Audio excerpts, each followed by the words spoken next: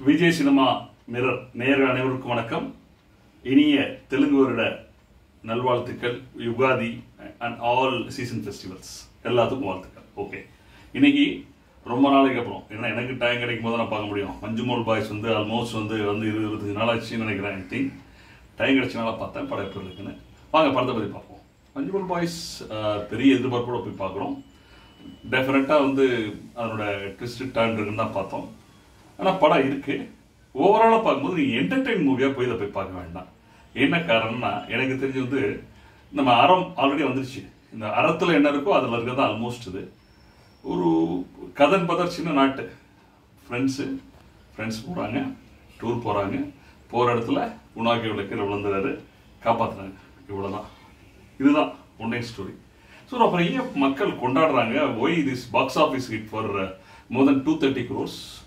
ஏன்னா அறத்தில் உள்ளது மாதிரியே தான். ஏன்னா அது காப்பாற்றுறது ஒரு போலீஸ் ஆஃபீஸரோ காப்ஸோ அல்லது ஒரு ஃபாரஸ்ட் ஆஃபீஸரை காப்பாற்றல, ஃப்ரெண்ட்ஸ் காப்பாற்றுறது. அந்த ஒரு பாச பிணைப்பு அந்த படத்துக்கு பின்னாடி காமிக்கிற சின்ன வயசில் அவங்க ரிலேஷன்ஷிப், அந்த குளத்தில் குளிக்கிறது, கீழே விழுந்து காப்பாற்றுறது, சுபாஷ் அவரை கூப்பிடுறது, அந்த மாதிரி ஒவ்வொருத்தரும் மாறி மாறி அந்த அந்த பாண்டிங் இருக்குல்ல, அதுதான் அந்த ஒரு வார்த்தை. ப்ளஸ் நம்ம பழைய குணா படத்தில் இருக்க மனிதர் உணர்ந்து கொள்ளது மனிதர் காதல் இல்லை அப்படின்னு, காதலை விட மேம்பட்டது நட்பு அப்படின்னு அந்த ஒரு வார்த்தை சொன்னதுனால அந்த படம் மிகச்சிறப்பு பெற்றிருக்கு. பெரிய ஒரு காமெடி, ஒரு நகைச்சுவை, ஒரு பெருசு அதாவது பாடல் எதுவுமே இல்லை இந்த படத்தில். என்டர்டெயின் மூவி கிடையாது நிச்சயம். ஸோ படம் எப்படின்னா நீங்கள் நினைக்கிற மாதிரி எல்லாம் கொண்டாடுற மாதிரி எனக்கு இது ஆகவெல்லாம் படலை. ஓகே ஏன்னா அறம் எந்த அளவுக்கு இருந்துச்சோ அறத்தை விட எனக்கு ஒரு ஸ்டெப் கம்மியாக தான் இருக்குது. ஏன்னா அறம் இதோட சூப்பர். ஆக்சுவலாக சொல்லும்போது அறத்தோட ஒரு படி கம்மி தான். மற்றபடி ஒரு டைம் பார்க்கலன்னா ஒரு டைம் பார்க்கலாம். இந்த படத்தில் உள்ள மெசேஜ் தான் ஒன்றே ஒன்று தான். இதான் ஒரு டேக்அவே எடுக்கணும். நாட் ஓன்லி குணா கேவ், எந்த ஒரு இயற்கை அழகு உள்ள இடங்கள், அது காடாக இருக்கலாம், அருவியாக இருக்கலாம்.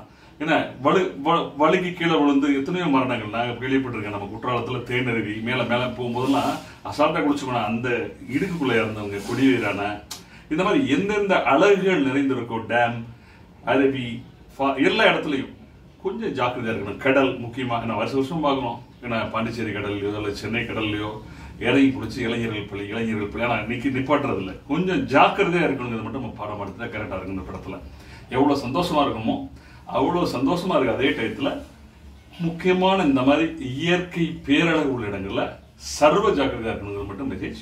மற்றபடி படம் என்ன பொறுத்தளவுக்கு சுமார் தான். சூப்பர் ஓஹோன்னா சொல்ல மாட்டேன், எல்லாம் நான் சொல்ல அவசியம் கிடையாது. Okay, that's it. படத்துக்கு நம்ம விஜய் சினிமா மேலேருந்து மார்க் என்னன்னா ஒரு 6.10. ஓகே, நெக்ஸ்ட் ஒரு நல்ல ஃபில்மோட வரேன். அது வரைக்கும் பாய். என்ன காரணம்னா மலையாளத்தில் இதோட சூப்பர் டூப்பர் மூவிஸ்லாம் நிறைய இருக்கு. அதனால இது சுமாரான மூவி தான். So 6.5 out of 10. பாய்.